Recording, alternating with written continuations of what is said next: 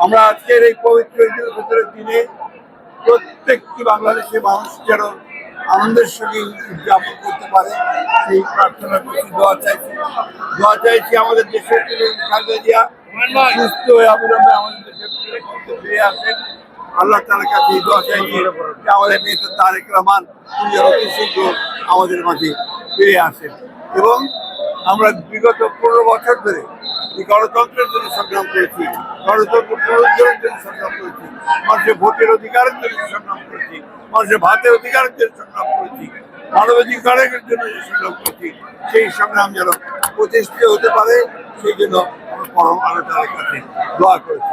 আজকের এই দিনে আমরা আশা করব যে যে দায়িত্ব দিয়েছেন সে দায়িত্ব সবাই সফল হবেন এবং বিশেষ করে অন্তর্বর্তীকালীন সরকার জনগণের কাছে তাদের যে প্রতিশ্রুতি সেই প্রতিশ্রুতি তারা পালন করবেন। আমরা আমাদের দলের পক্ষ থেকেও আমরা অবশ্যই সেই প্রতিশ্রুতি পালন করবো বলে আমরা শপথ নিচ্ছি। আপনাদের সকলকে আবারও ঈদের শুভেচ্ছা।